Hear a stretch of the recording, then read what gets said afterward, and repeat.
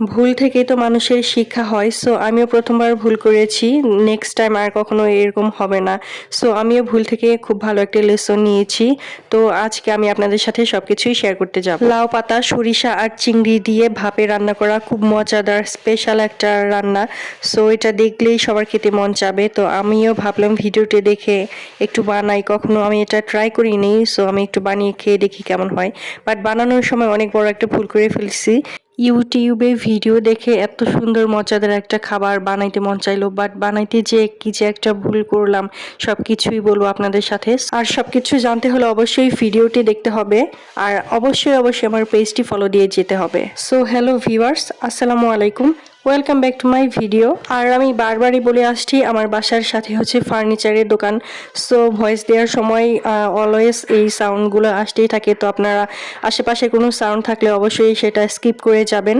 আমি এই রান্নাটা ইন্ডিয়ান একটা অ্যাক্ট্রেসের ভিডিও থেকে দেখেছি, বাট তার নামটা এখন আমার মনে নাই।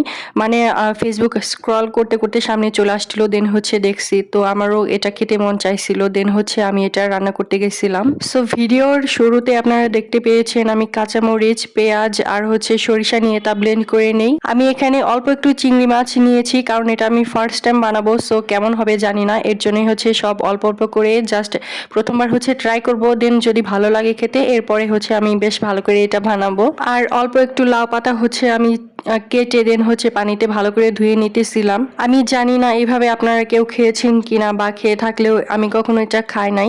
সো আমার কাছে এটা ফার্স্ট টাইম ছিল, এর জন্য এটা ফার্স্ট টাইম। কারণ হচ্ছে এটা চুলায় রান্না হবে না, এটা হবে ভাপে, মানে গরম পানির মধ্যে দিয়ে দেন হচ্ছে ভাপে এটা রান্না হবে। সো লাউ পাতা দিয়ে ভাপে সরিষা চিংড়ি আমি কখনোই খাই নাই। সো দেখি কেমন হয়। আর এই সরিষার মধ্যে আমি অনেকগুলা কাঁচামরিচ দিয়েছি, আর মরিচগুলো কিন্তু অনেক বেশি ঝাল ছিল। আমি আবার খুব বেশি ঝাল খেতে পছন্দ করি, সো আমি এটা অনেক ঝাল ঝাল করব। আর আমার ছেলেও আমার মতো হয়েছে, ও অনেক ঝাল খেতে পছন্দ করে। কাঁচা মরিচ বেশি দেওয়ার জন্য আমি এখানে শুকনো মরিচের গুঁড়া একদম কম করে দিয়েছি। আর এখানে আমি খুব কম পরিমাণ হচ্ছে মশলা ইউজ করব। আর এখানে আমি একদমই তেল দেই না, এটা তেল ছাড়া রান্না করছি। সো আপনারা চাইলে হচ্ছে তেল দিতে পারেন, আর আমার মতো স্কিপও করে যেতে পারেন, যেহেতু এখানে সরিষা দেয়া আছে। সো এটার স্মেলেই মানে অনেক সুন্দর একটা ফ্লেভার পাওয়া যায়, তো এই ফ্লেভারেই হচ্ছে এটা খাওয়া যাবে। আর আমি একটু হেলদি করে রান্না করতে চাচ্ছিলাম, দ্যাটস ওয়াই হচ্ছে আমি সব ধরনের মশলা খুব কম করে ইউজ করেছি, আর হচ্ছে তেল একদমই দেই নাই। তো সব কিছু দিয়ে এখানে অনেক ভালো করে মাখিয়ে নিতে হবে। যত ভালো করে মাখাবেন খাবারটা কিন্তু তত বেশি মজা হবে। তো আমি এখানে অনেকক্ষণ ধরেই সব ধরনের মশলা দিয়ে বারবার মাখিয়ে নিচ্ছিলাম, যেন সব কিছুতেই মশলা একদম লেগে যায়।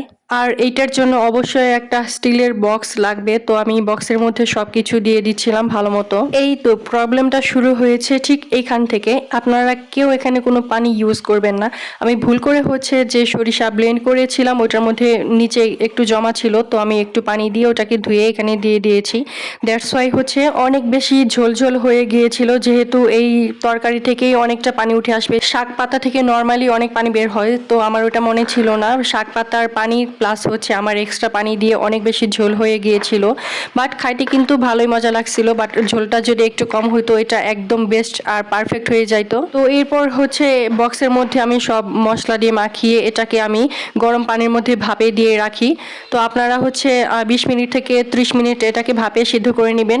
আমি আবারও বললাম এখানে কোনো পানি ইউজ করবেন না, দেখবেন এত সুন্দর ফ্লেভারের অনেক মজাদার একটা খাবার তৈরি হবে। বাট আমি পানি দেওয়ার জন্য হচ্ছে একটু ঝোলঝোল হয়ে গিয়েছিল, বাট খাইতে কিন্তু ভালোই মজা হয়েছিল।